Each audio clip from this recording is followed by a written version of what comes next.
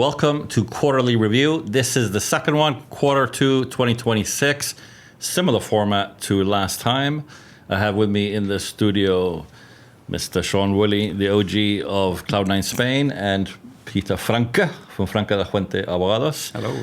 Between us, we're going to try and bring in some facts, some data, and some opinions, and somehow mix it all up and try and get a good view on what's going on. In terms of additional guests coming into this, just to give you a little bit of a flavor, we got somebody talking about Malaga City. We got Paul Radcliffe at Malaga City. Charles Gubbins is going to tell us a little bit about what's happening with the Gibraltar border thing, or what he thinks is going to happen. We have somebody talking about the Swedish market. We got Azull is coming back to tell us a little bit about the Dutch and Belgian markets. Who haven't you got? Got everybody, man. My goodness. Carol's going to give us a couple of stats from their side. Fabulous. Álvaro is going to give us a little update on what's happening with the agent registration. Are they all here waiting to come in? They're all just under the table. It's a pretty big table, I've got to say. Yeah. So it's quite a lot going on. I've forgotten some. We even got a little correspondent from Benalmádena to give us a little update. Benalmádena correspondent. And what I'm going to do is I'm going to try, rather than, because not that much actually happens in a quarter, as we discovered. I don't know. So what I'm going to do is each quarter maybe pick 2 or 3 different locations or different markets to look into, and then revisit them maybe 2 quarters later if something's happening in the market. Okay. Today's episode is sponsored by Marbella Interiors. That's designer-inspired furniture without the designer prices. And production, the reason we got loads of equipment here, is Marc Beltran behind the scenes for Video First Marbella. There's a thing called TLDR, like too long didn't read. There's probably an equivalent for a podcast. So for Q2 was a bit similar to Q1, a bit meh. Thank you for watching. Join us next time for the Q3 review of Quarterly Review. Well, it's good to see the sponsor got value for money from that. Yeah, thanks. Okay, so just first of all, the subjective thing. So starting with you, Sean. Q2, how was it? What can you tell me? It was. Do you know what? I'm going to use a word that I really hate. It was fine. Exactly. Yeah. It was fine. I was just looking at my stats because I'm a bit of a stats geek, and it's just gone dark on me. So Q2, we did slightly more business than Q2 last year, but 45% down on transaction value. Transaction value, average deal value. Our average deal was about 600,000 euros in Q2. This time last year, it was over 1 million. So we've done more deals, but less value. Over the course of the first 6 months of the year, we've done exactly the same amount of business in terms of transaction numbers, but revenue is down, and because of that, margin is down, and our average transaction value is down overall by about 30%. That's interesting because that's the stats and the feedback from everybody else, as we will see, suggests the opposite. Actually, there you go. So fewer deals but high value. Okay, so we're doing the same amount of deals, lesser value, which makes me think that there's a mad competition at the high end of the market, and people are just kind of trying desperately to dominate that piece of the market. And when they're getting lucky and getting deals in that area of the market, then great, because it doesn't take much to inflate the figures. But when they're not, like us, I guess, then we just got to keep trundling along. What about nationalities? Anything to report there? Just in June and July, because I thought I couldn't go back any further. I didn't have the time. 36 different nationalities we've dealt with. Okay, so zooming out, then looking at the latest data, which is for April from Spain's notaries, the sales were down 10.2% in April, and prices were up 9.4%. If we look at Andalusia, sales were down 9.5%, and prices are up 8.6%. How does that work in the real world then? So prices are going up, but demand is falling. That you would think that if prices are going up, I don't get it. That points to a shortage of supply, isn't it? So overall, if there were 10 people buying and now there's 8, demand has dropped. But instead of, if there used to be 10 properties to buy and now there's 6, those prices will go up. Or does it point to incorrect pricing? Well, it points to overpriced stuff. We've been saying this for a long time now, which is this transition from a sellers to a buyer's market, super individual to particular areas, so you can't really generalize, but that is the picture across Spain and here. And if you're a buyer who's thinking, should I, shouldn't I, would you look at that and go, hang on a minute, there's less demand, but prices have gone up. Surely the prices have got to come down. I mean, it depends. It's such a, like the simple answer, yes. But the true answer is you need to know the market. Yeah. You need to know where you're looking. You need nowhere is the same, is it? You need to speak to an agent that knows that market you're looking in, because in one neighborhood, it could be a completely different picture to the neighborhood next door to that. So that's the... In times like this where the numbers don't really make sense is when you really need good guidance. Because you asked me to look at the Notary stats. And what I've done is I've looked at them over the last 12 months. And you know, the one thing that really hit me was the fact that there is no pattern. You know, you would expect there to be a pattern across all the different areas of the Costa del Sol. No. Are there any stats you can pull out that caught your eye? Okay, what I would say is that something happened in August last year, because the transaction volume was low across all of the municipalities. The Costa del Sol, right? So I looked at it and I just being sort of like, oh, you know, when is it busy, when is it not? And in terms of completions, August. We saw that. Waste of time. We had a really quiet August in terms of reservations. So it was across the board. And then the busiest month was December. And I don't know if that is maybe developers trying to get completions in for their... So this is completions. Yes. Right. Yes. I mean, it can be for several different reasons, of course. One is, let's get the deal done before Christmas kind of thing. Put it in our accounts. Yes, and then accounts, tax-wise, etc., could be reasons for it. I think it's just a general also, I don't know, psychological factor in transactions that if you could choose, you would like to have it instead of 5th of January, you want to do it before. The average age of buyers is between 46 and 56, depending on the municipality. Yes. So the young bucks are going to Malaga Municipality, 46 years old is the average, and the highest is 56, which is... Benalmádena? Sotogrande? Fuencarral. Oh, okay. Sotogrande was 55. Benalmádena was quite a healthy 51. Now, Malaga, there's a story there. Go on. Because Malaga is, I don't know, many hundreds of thousands of people that live there. And the whole thing about the young people not being able to afford housing and stuff like that, it tells you a story that the average is 46. Yeah. That's not a good thing, because it's a 80% domestic, 90% domestic market in Malaga City. You know, so that it should be much lower. And you know, in Spain, the average age is 48. Yeah, that's an issue. That's why there's a housing issue in Spain. Interestingly, the Spanish, if you look at the whole of Spain, so 704,000 transactions for the year, what got me was the growth across the last 4 years has been really consistent. So 7.5% last year, 7.1% 2024, 1.5% 2023, and 7.2% 2022. That's nice growth. Because, you know, it should really be, a healthy market should be, I don't know what you think, but I think it should be inflation plus a couple of points. That shows there's real growth, but not too much that it becomes overheated, which is why I get worried when I see places like 35% a year, like flipping heck. That's a big number. And I was also thinking about, I mean, these stats, I'm interested to know the facts behind the stats. So I think the average age thing, 48 years, it's a high age, I would say. It is. Anyone would say that, I think. But does it include donations between family members? Does it include inheritance between?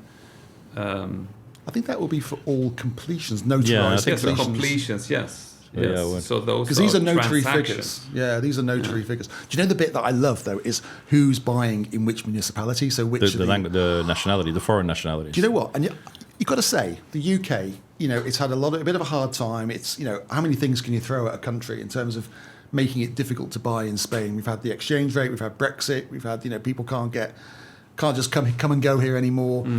And still, the UK is number one in Sotogrande, Manilva, Casares, Benavis, Marbella, Mijas. That's incredible. Yeah. And generally across Malaga as a province, 13.4% of foreigners buying are from the UK. So I don't know how they do it, but it's incredible. The only differences are Netherlands was number one in Estepona. And Torremolinos. And Torremolinos. And Torremolinos. And the Italians were number one in Benalmádena and Malaga, which is kind of like, why the Italians? I think you've got a theory about that. Argentinians. That's the theory. Do they share passports? They get the grandfather rights for the Italian heritage. Right. So there's a lot of Argentinians in Malaga, a lot in Madrid, and a lot in Barcelona. It's not even, is it? No. So it just shows the micro market that we have here, right? Exactly. You're not buying a property in Costa del Sol. You're buying property in that part and of they all Benalmádena. behave in different ways, which is what you were saying about how do you interpret it all. And I mean, the thing when you look at those stats, it gives you the top 5 nationalities, and then it sort of says others, which is always more than 50%. That's exactly what I was going to say, which shows that even when you account for the top 5, there's still 50% of 100 other nationalities buying. Since we're talking about the broad thing, I'm going to get Eugenio Oliden, who's a commercial director at Quiero, to see if there's any macro stat that they could tell us, because they're an international portal. More stats. So Eugenio, what can you tell us about Q2 from the point of view of Quiero? Hey Alfredo, hey team.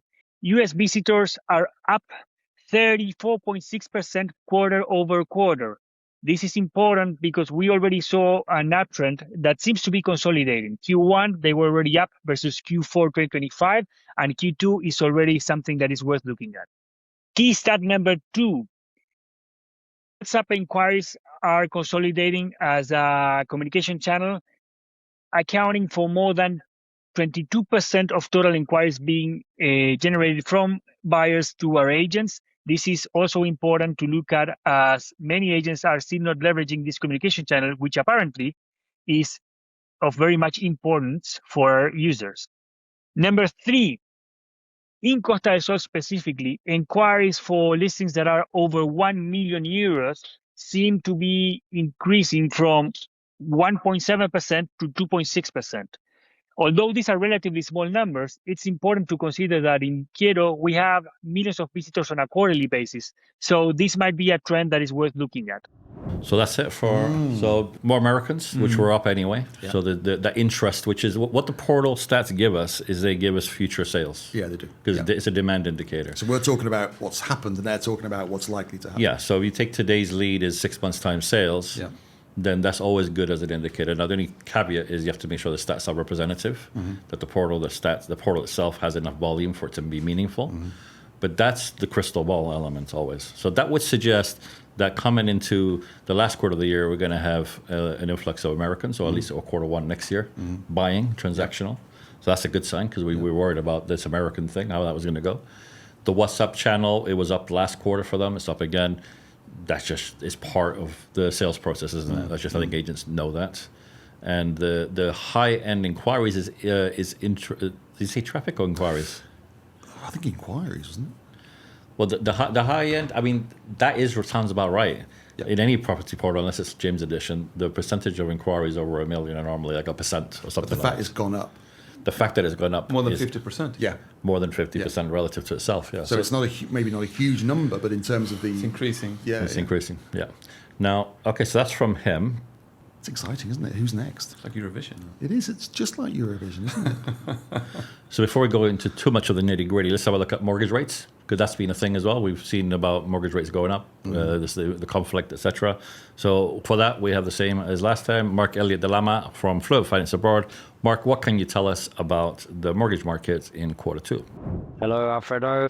The European Central Bank voted to raise their interest rates by 0.25 points. That was 3 weeks ago.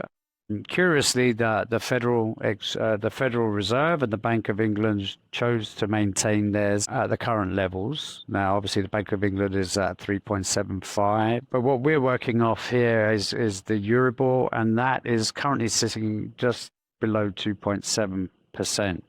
The Federal Reserve, again, so if we're just comparing, Western economies, the United States is at 3.5 to 3.75. So what does that mean? Well, that essentially means that interest rates are going up in Europe, especially on variable rate mortgages. It's not really affecting too much fixed rate deals right now. We're still seeing some very competitive long-term fixed rate deals, and I'll explain that in a bit. But Europe and Spain in particular, mortgage rates are extremely low when we're comparing to markets like the USA and Great Britain. The reason why I believe that this 25 basis points rate rise from the ECB hasn't affected long-term fixed rates here in Spain is, I believe, and I might be wrong, of course, that the ECB aren't expecting to raise rates further anytime soon.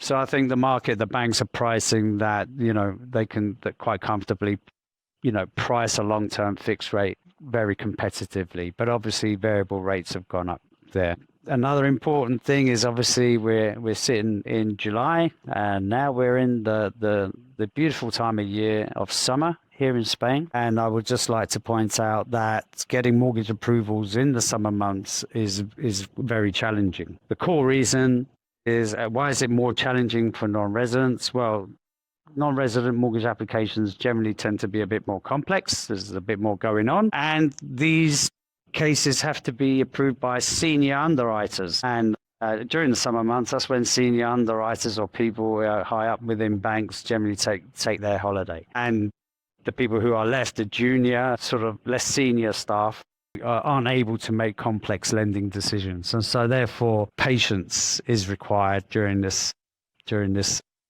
holiday season. Okay, moving on. So we have last month I did that mini agent sentiment survey, how agents felt about things. Last time I think it was about 100 and so people that answered. We got about 100 and something, just 105 responses. Okay. I did this across LinkedIn and Instagram. Not so it's TikTok, no, actually. And so the results are 38. So the question was, how was Q2 compared to last year? Yeah.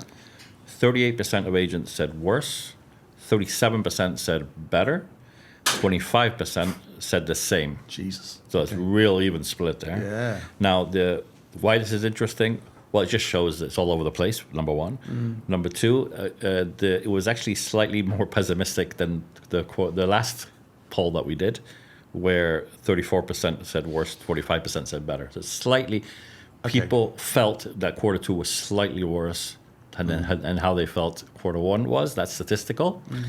And the other thing that's just more of a tidbit is that in both occasions, the Instagram voters were more optimistic than the LinkedIn voters, which tells you about the profile. Because they're younger and we've got more energy. Tells you a little bit about the profiles. Yeah, it's interesting, isn't it? So now to talk about the Swedish market. We didn't go into that last month. Just for a bit of context and some stats before we ask an agent, ranked number 1 for Swedish buyers in Fuengirola, number 2 in Marbella, number 2 in Benavís, number 4 in Estepona. In terms of actual transaction numbers, because the percentage is fine, but how does it equate to actual sales? Looking at the last 12 months to April 2026, Marbella, Swedes bought 218 properties, Fuengirola 145, then Estepona 139, Benavís 57, and we don't know about Malaga. Okay, so the Marbella, Fuengirola, which is not a surprise, is it? It's kind of what we see. But let's find out from somebody on the ground what the actual market was like. So for the Swedish market, we have Robin Hage from SkandiaMäklarna. Robin, what can you tell us about the market, the Swedish market at the moment? Alfredo, thank you for having me. Comparing 2025 up until where we are right now, you can see the Swedish market being stable. Swedish are definitely more selected now than before. If we're looking at statistics, we're up 0.15%. So we're up now to 2.64%, which is, as you know, still very far from where we used to be a couple of years ago. I think there are two main reasons where we are. We're kind of stabilizing steadily but slowly. We're going upwards. So it's mainly the property market in Sweden, which has been struggling. The transaction rate hasn't really been where it's supposed to be, and prices has gone down. Swedes are very heavily invested in their properties at home, and they kind of use that as their bank. So when Swedish market goes down, that's not good for Swedish economy. And at the same time, here in Costa del Sol especially, we've seen a very extreme, let's say, the prices have had very, very positive outcome, quite to the extreme the past years. So those two compared to each other has made it tough for Swedes. And that's kind of the conclusion I see why we're now slowly but steadily going upwards, hopefully to the levels where we were a couple of years ago.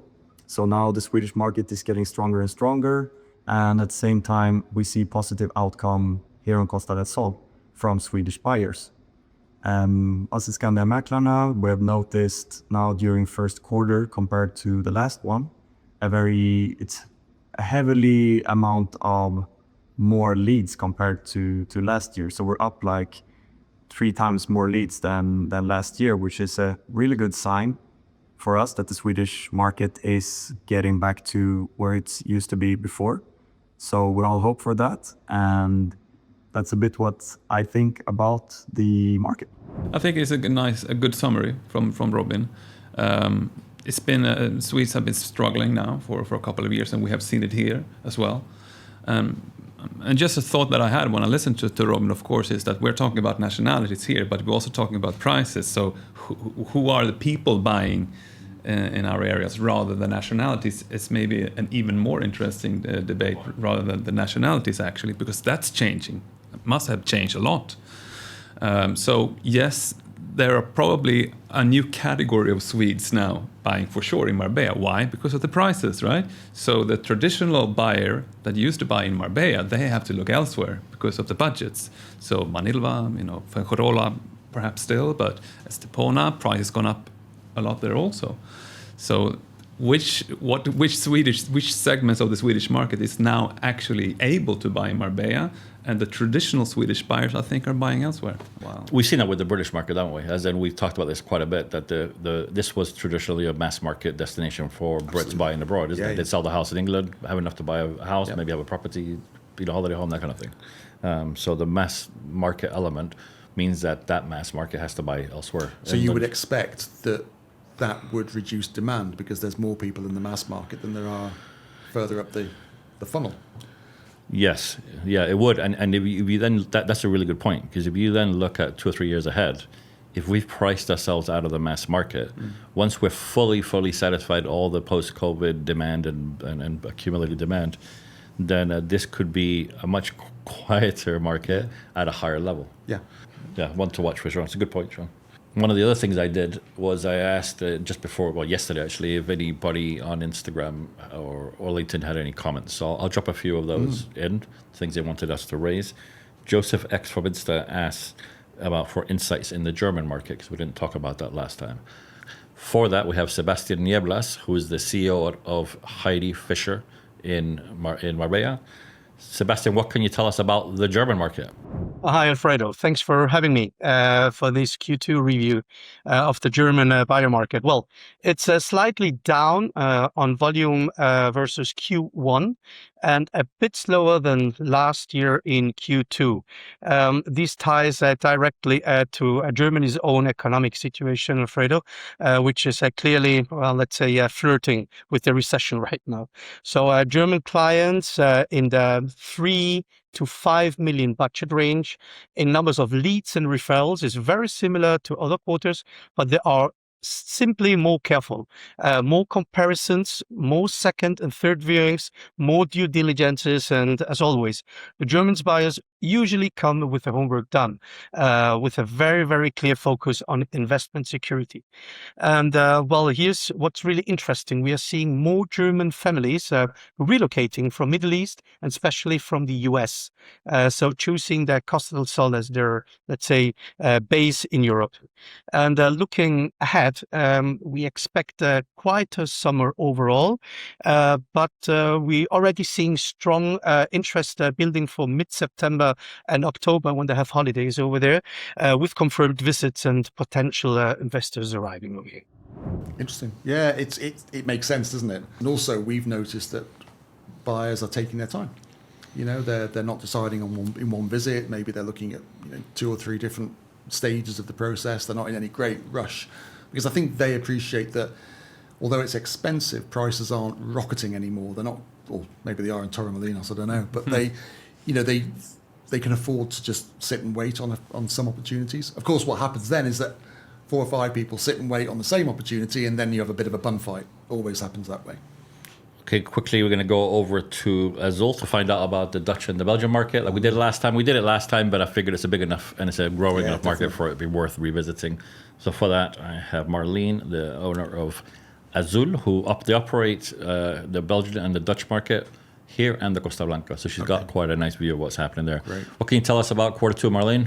Hello, Alfredo. Marleen reporting about the Dutch and Belgian market. Let's start by the numbers. The number of sales are down by 30%. That's not good news. But at the same time, the average budget of the people who do buy is up by 25 or 30%. Why are they not buying? Is it a lack of money? No, not at all. The National Bank of Belgium says there has been never that much money on Belgian saving accounts. So they just hesitate because there is too much unrest in the world. But when that is solved, they will start buying again. And the Dutch, well, they are still going strong on selling properties in the Netherlands, and they use that money to come to Spain. But also there, we see there is a hesitation to buy. There is more, not the unrest is not the problem there, but the investment climate in Spain. There has been a huge report about how they spend that money, and only 9% reinvested in property,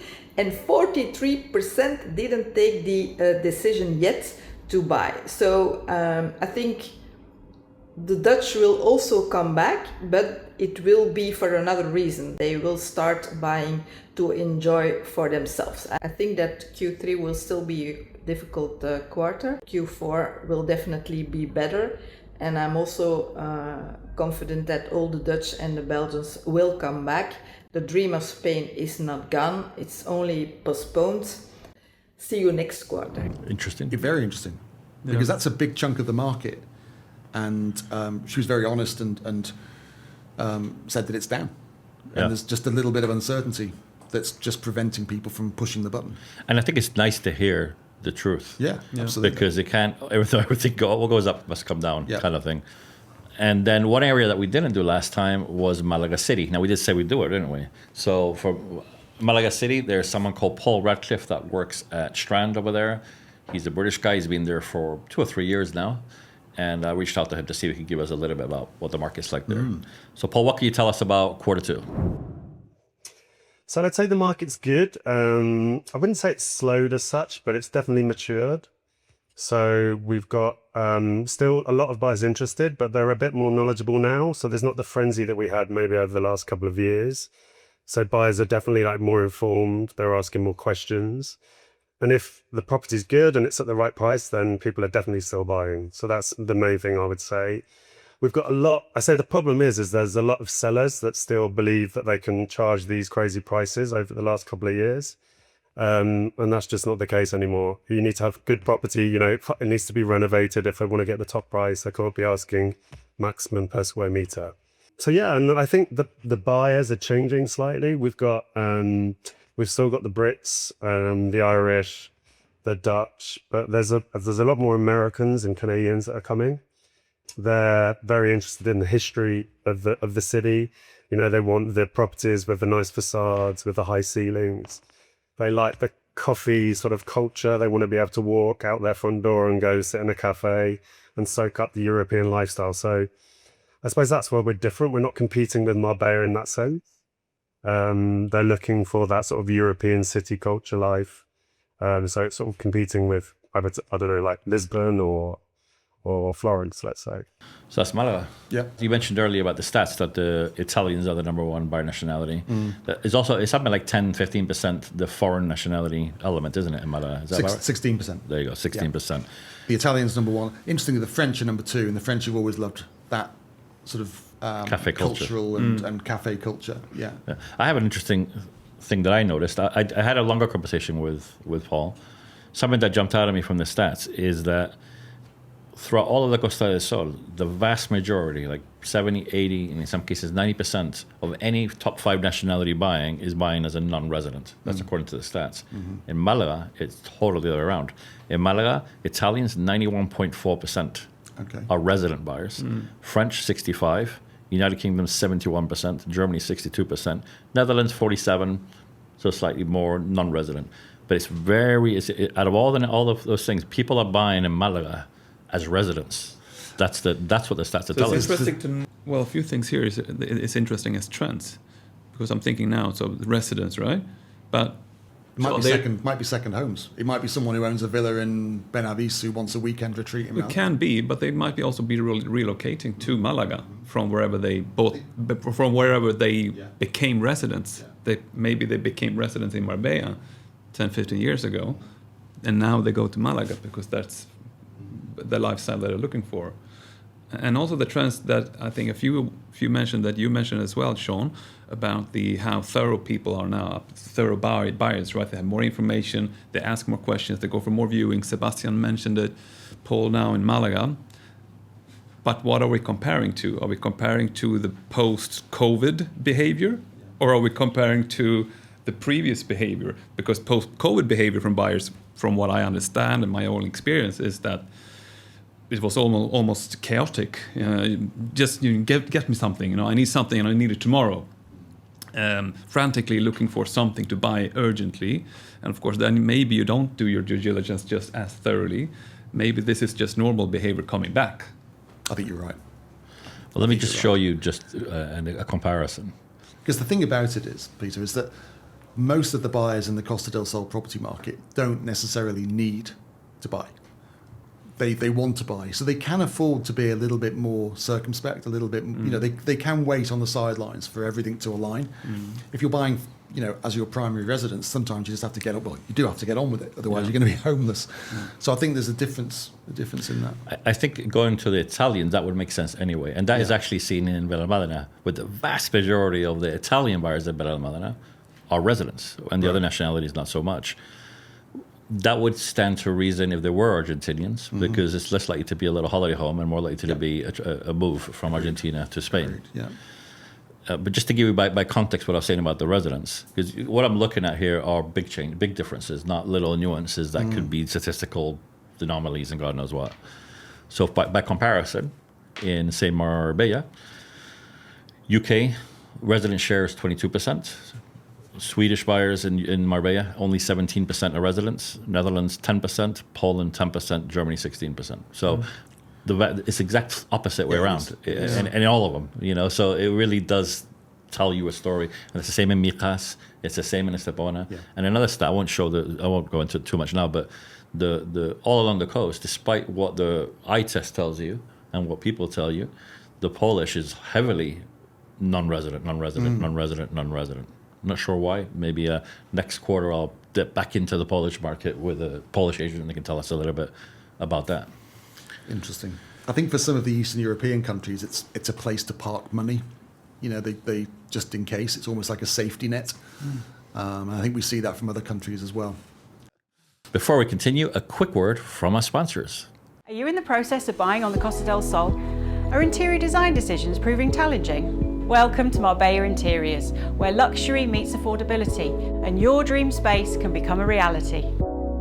Established in 2018, Marbella Interiors offers a unique solution to bridge the gap between expensive interior designers and mass market furniture packs. So if you're searching for the perfect blend of luxury and affordability when it comes to furnishing your property, look no further than Marbella Interiors.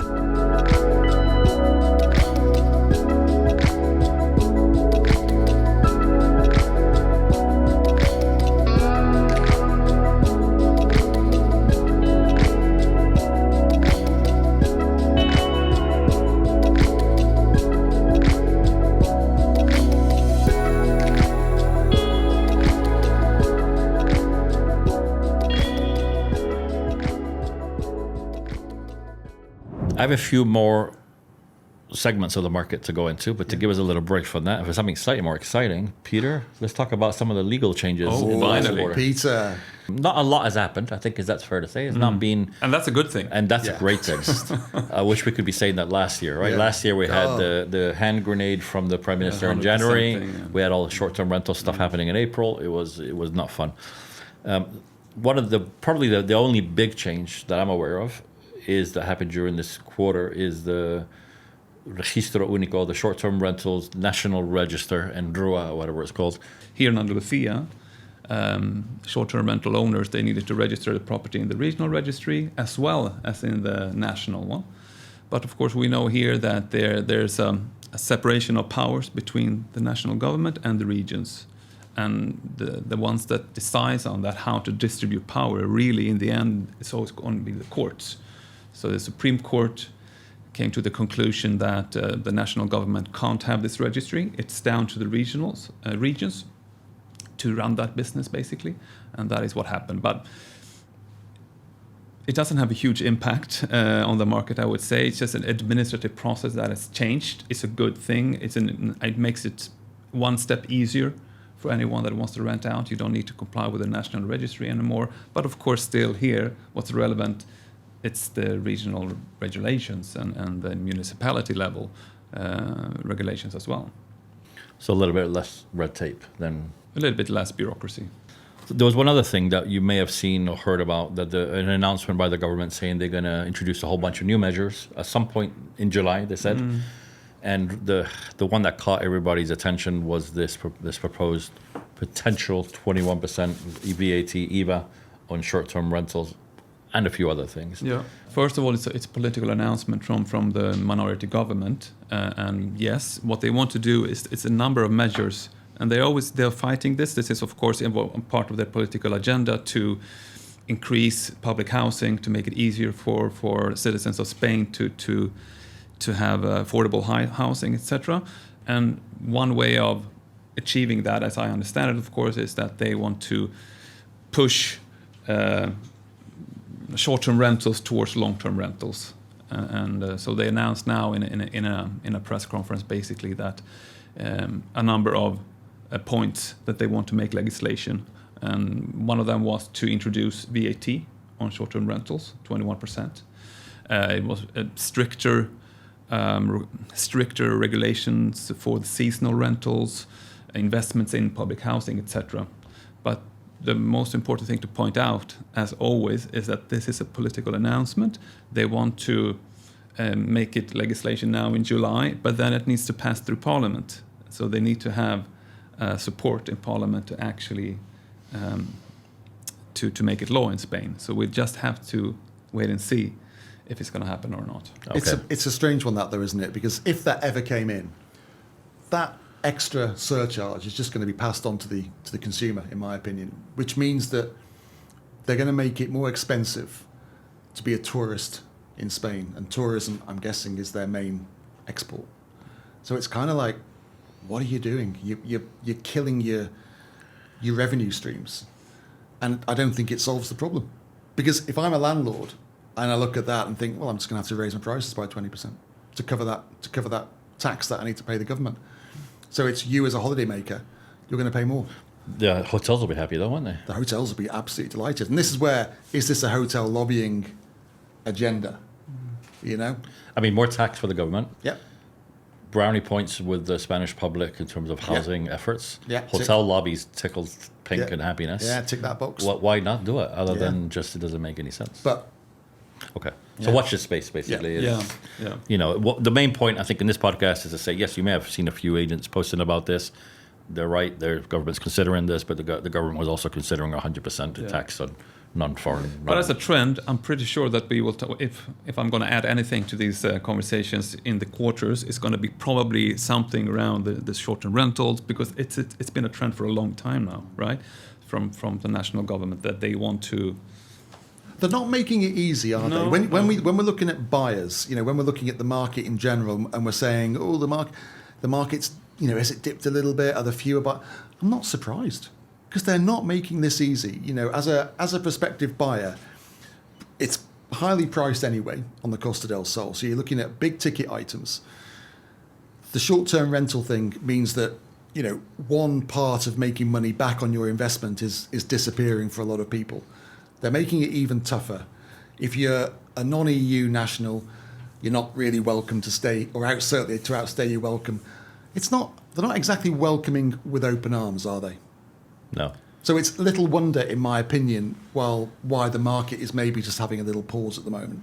Because as a buyer, I wouldn't be like thinking, wow, yeah, got to have that, and I can rent it out, and because there's just too many obstacles in the way. But wouldn't you say, you were being devil's advocate to this, that's the exact thing they want, is to make it less attractive to buy a property purely for speculative purposes, purely to rent out, not to live in it yourself. This makes that less attractive. Maybe if you think, oh, actually, the return might be lower if I have to absorb that cost into the... I agree. But if that then means that there's going to be 30% fewer people coming to Spain on holiday,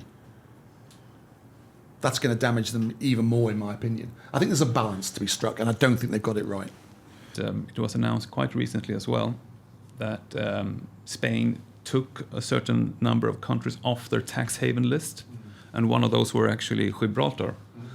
And there's always been business relations between Gibraltar investors and investments in Andalusia, so to speak. And this can only make it easier. So maybe for the real estate market, short-term impact, maybe not so much, but it's definitely a good thing. So that's also hold that space to see, from a tax point of view, from a business corporate point of view, there might be more opportunities for investors now when they have an open market. So talking about Gibraltar coming off the sort of tax haven status thing, we got Charlie Gubbins from Noll Sotogrande, that's the nearest place we can get to Gibraltar. He did a podcast recently. I'll put a link somewhere in the show notes with a lawyer that specializes in based there, all about what this could mean to the real estate market. Probably more that side of the coast, sort of Sotogrande, Manilva, Casares sort of area. But so I've asked Charlie to give us his feedback of what he thinks is going to happen based on what the word on the street is over there. So, Charlie, what can you tell us about this Gibraltar border opening that's happening anytime now? Probably by the time you see this video, it's probably already happened. It was due for the 15th of July. The UK-EU Treaty on Gibraltar is one of the most significant changes our region has seen for many, many decades. For the first time, the border between Gibraltar and Spain is effectively open. The routine checks removed. The long queues have frustrated people for years and commuters. Those will now disappear. So all that is very good news. So what does that mean for property? Well, I think the first thing that happens is that the biggest winner are likely to be the owners of property in a linea who want to sell.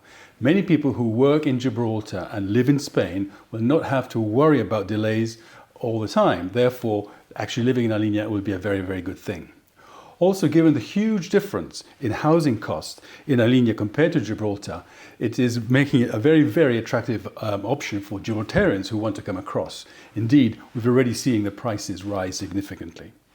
The second area to watch is Alcaidesa. In my opinion, this could be one of the biggest beneficiaries. It already offers modern developments, it offers golf, it has beaches and spectacular views of Gibraltar itself and over to Africa. As more Gibraltarians and those professionals look for better lifestyle, Alcaidesa is perfectly positioned to capture that demand. Also, if the Gibraltar airport eventually opens to more European flights, that would provide additional boost to the area. So, what about Sotogrande? Well, initially I don't expect the treaty to create an immediate jump in sale prices here in Sotogrande, as you know, it's always been an international luxury market driven by different factors.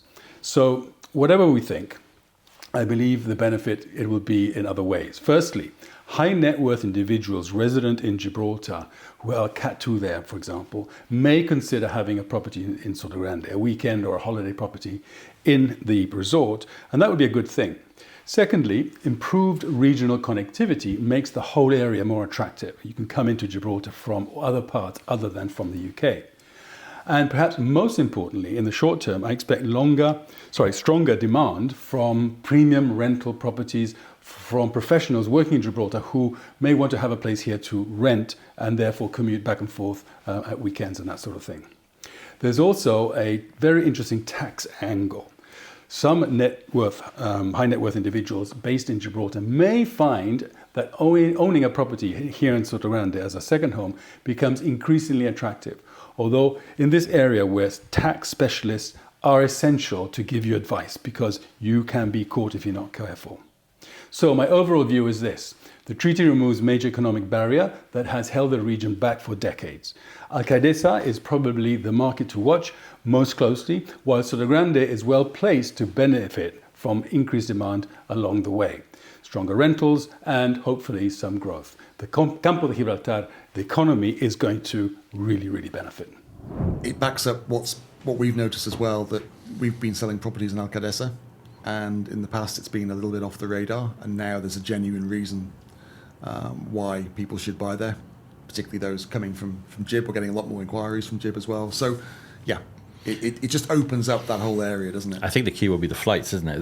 You can get direct flights from Stockholm and from Munich and other places like that. Definitely. Then suddenly it's no longer just a Malaga thing, which if you live in the east part of Marbella or Marbella and eastwards, or even if the money is fine. Casares will benefit hugely from. Yeah, exactly. Because there are many, I think you can say that I'm right, that buying in Fuengirola, Benalmádena, because of the location, close location to the airport. Okay, so going back to a couple of our correspondents on the land, for something completely different, we had Malaga. I've got Sandra Laurie from WL Costa Properties in Benalmádena. Oh. Sandra, what can you tell us about Benalmádena property market in Q2? Hi, Alfredo. Sandra Laurie here from WL Costa Properties with your Q2 update from Benalmádena. So, Q2 2026 versus 2025 in Benalmádena is still showing positive increases. Prices per square metre are still increasing between 3 and 8%, depending on the postcode in Benalmádena that you're looking for. However, the caveat here is that the frenzy from 2025 is over. But the headline that I want to point out is that does not mean that the market is quietening down. It means that the market is maturing. The buyers that we're working with are usually coming from UK, Ireland, America, Canada, some areas of Northern Europe. They're coming incredibly well informed, and they also know that they're not competing with the same volume of people for last year. So well-prepared buyers in a position to move quickly are still in a position to negotiate. Inventory is a challenge in Benalmádena, so well-priced properties with great features and benefits are still moving quickly. Benalmádena is interesting, right? Proximity to the train line is bringing more interest than ever. It's great for families, and also the announcement of the investment into the Tivoli World Amusement Park is also bringing another level of interest. So we're really excited to see what Q3 brings. Speak soon. But that's interesting to see that Benalmádena, which is a market that maybe here in Marbella we don't talk about much, really sounds very similar, doesn't it? Yeah. Other than it has those things going for it to do with the train and all that sort of thing. So we talked about some of the other areas, Malaga, Benalmádena, the Gibraltar thing. What about the ultra high end? What's happening in places like Zagaleta and Madroñal, places like that? For that, I have an agent that specializes exactly in those areas. That's all he does. I've got Jeff Harding, the MD at Property Facilitators Iberia. Now, in that ultra high end, Sean, this is how it used to be. All the agents were small outfits. They didn't really see them. They didn't really know what they looked like. They didn't really go public, had no social media. And that was, the ultra high end was quiet, unseen, discreet. Pocket listings.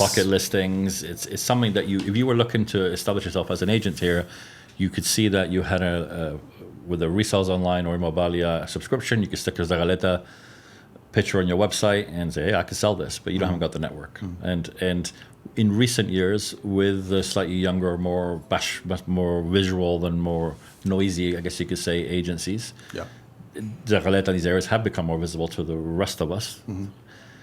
But I'm curious to see what somebody that's where they move can say. Is it the same? Is it like Benalmádena in the sense that it's the same as everywhere else, or is it different? Let's find out. Jeff, what can you tell us about Zagaleta and Madroñal?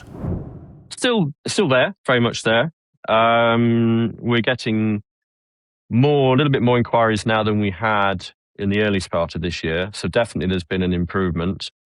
I think the biggest take we're seeing is people are taking longer to make decisions. That's definitely the case right now. We don't seem to have those snappy decisions that we used to have. It can take 4 or 5 months now easily, which, it's the way the market is. But I still think there's hesitancy because of this Iran war. I think that needs to stop. And then I think people get more direction again on this area. People have been looking here, and they're also looking at renting. And I've noticed there's a big increase in people looking at long-term renting, or let's say medium to long-term, 6 months, a year, maybe 18 months. Obviously, because they want to wait to see the market settle. And then they'll probably make a decision. Or even people are asking rent to buy, which is a difficult one at this level. But, that's definitely happening now, which we didn't get before, in my opinion. The low-end stock in Zagletta is small. Probably only 5 or 6 real houses now, let's say sub 8 million. The rest of it, probably 20, 30 houses between 8 and 20. And then 20 odd properties above 20 million. And a couple in 30s and 40s. So, which we didn't have 5 years ago. So let's see what happens with those. I mean, there's a lot of projects under construction right now. Let's see. Let's see where the market goes. We really need to finish the Iranian war. And once that's done, I think things will settle down here again. As far as Modem's purchase have taken place, we haven't noticed any fundamental changes here of any great. Nothing really. Security increase, as I said before, a little bit for the first 6 months. It seems to have settled down again now. I think they're very conscious, or more conscious now than they were before, of who's buying here. So I think they are trying to follow a bit more due diligence on the people moving into Zagletta, which I think is a very good thing, actually, to give it that privacy level that it's always had. But maybe in the past few years, it's lost a little bit. So I think they're pushing more for privacy and exclusivity than they were before. And I agree with that entirely. I mean, I do wonder if there are there that many people in the world who want to be in La Zagaleta and who are prepared to pay 20 million euros or more? Are there sufficient numbers of those people to soak up the stock, which he says is being... I had a longer conversation with Jeff about the whole thing, and he refers to those buyers as the 1% of the 1%. Yeah, yeah. So exactly that. Reading between the lines, I think that where the overpricing is most obvious is in ultra high end. That many villas at above 20 million, that's a lot. That's a lot. And some are 40, and there's some others that are even higher than that. And one thing that I asked him, which is he didn't talk about just now, but I said to him, what would be your advice for some of the other agencies that are making a bit more noise in the area, the new agencies? And that's just nature of the business, isn't it? But what would an old-timer of the old school, of the old style, say to the new timers? And he answered it in 3 words. He said, tone it down. It's very true. I mean, I've been in Zagaleta and I've got my iPhone out to take a few pictures of I was in the equestrian bit, and the lady on the horse came over and said, no, please don't. And there is, you have to remind yourself, because it's more accessible now to more agents. I think you have to remind yourself, hang on a minute, this is still probably the most expensive place to live in Europe. That means there's going to be a certain type of client in here. You've got to respect that. They're here because they want to be hidden, and you've got to take that. But I think, it's in danger. Now, going back to what Peter was talking about, regulation and making things more professional for everybody, the last time, Álvaro from the LPA, Álvaro Botella, the president of the LPA, the Agents Association, had given us the news that this new agent registration that was launched in January, the government said that they have to remove the mandatory elements of it. So he said that there was room to argue that against that case, but that's what the news was last time. Last time he also said that they're looking at setting up some sort of Andalusian Federation of Estate Agency Associations. So all the associations gathering together so that they can both have lobbying power as well as have an influence in what this new agent registration will look like. And who knows whatever else. So for that, Álvaro, what can you tell me about Q2? What's happened? Can you update us at all these different points? Please, Álvaro Botella, over to you, man. Yeah, well, in this quarter, one of the most important topics, of course, is the real estate sector. No, about the regulation. No, how is the situation with the register? No, we were speaking the last time. We saw that the government was trying to change the mandatory situation of the register, but what we know for the last news is not official yet, but it seems like it's to be moving back to its original idea. So the register will be back into a mandatory. So this is something that is very important because it will be held to create a more professional, transparent ownership of the sector, of course. And you have to give us more protection, no? Like what we say to the clients and the legal centrality real estate agency that have to prove the number of the register in any website. So in the same time, we have a very good news too in about education, about the training programs. And because the Spanish Ministry of Education is working on a new vocational training program for real estate agents. So that's a very fantastic news. And the idea is to create an official training framework at national level. And of course, after that, each Comunidad Autónoma will be able to apply on its own way. But this is very important because, of course, this training could be connected to the real estate agent, to the registered. So we keep working on this. I hope that we can have more news in the coming month. Of course, as we know, summer, everything is going very slow. But the good thing, and the meeting we had from Federation in Madrid, and we are now working in Andalusia too, it's that, they were looking at a compromise, something from us, from the agency, to say, okay, if we give you this kind of training, are you able to hold all the students and all the people? Are you able to offer them a work after all? So we say yes. We need to prove that. We are working on this, but everything is going in the best way. So that's very important for us because we will have the register in one side and official training program for other. That is fantastic news. And the last thing, we are working in LPA too.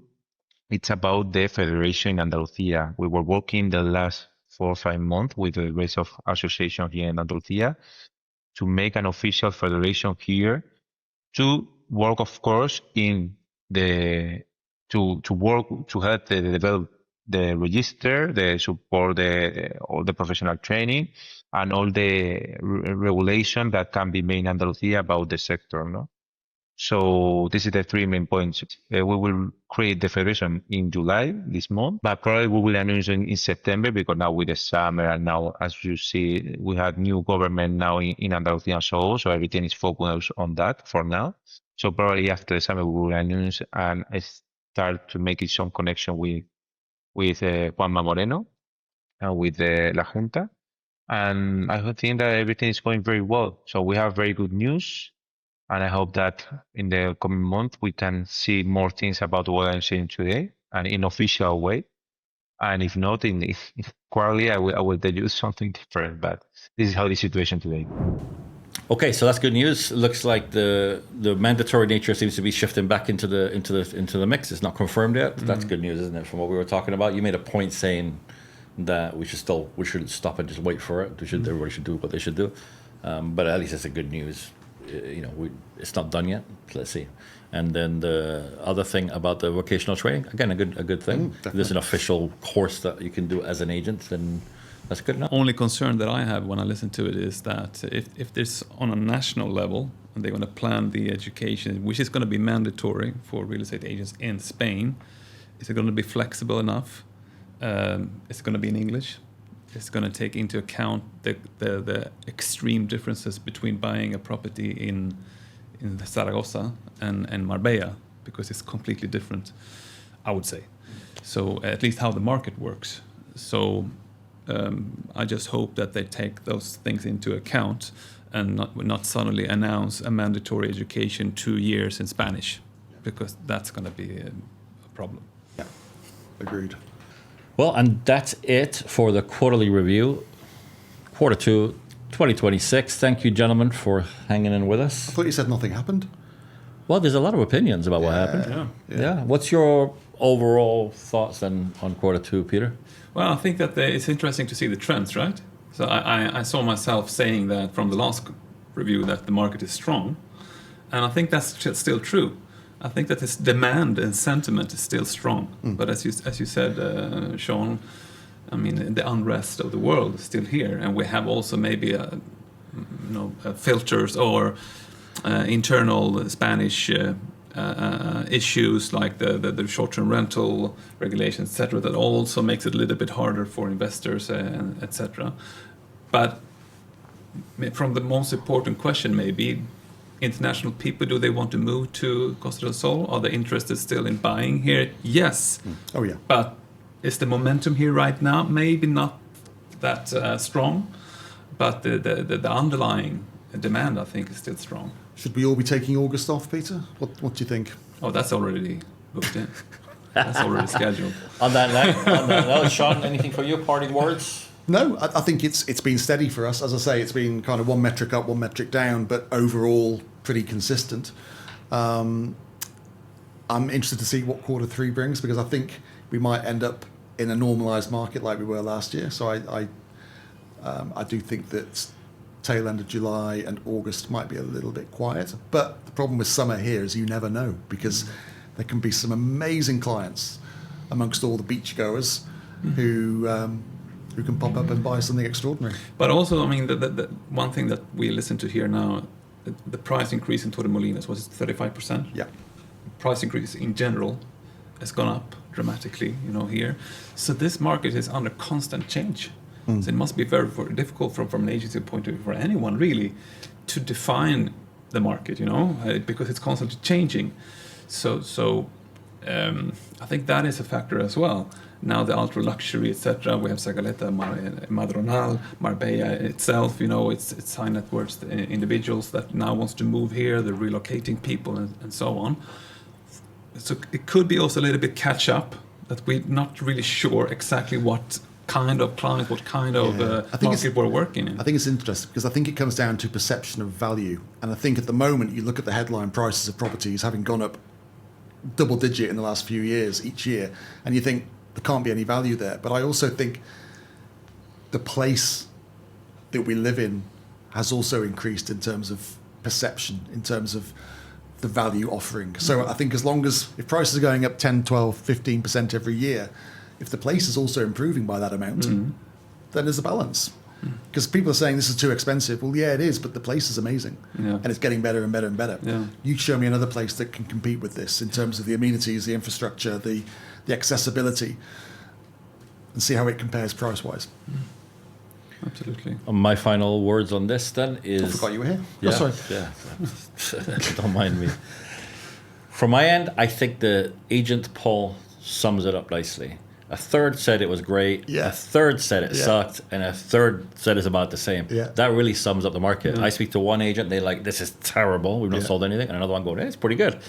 And that's from the market may be stable, but the agent part of the market is definitely not stable. Which we've said for a couple of years, haven't we? Yeah.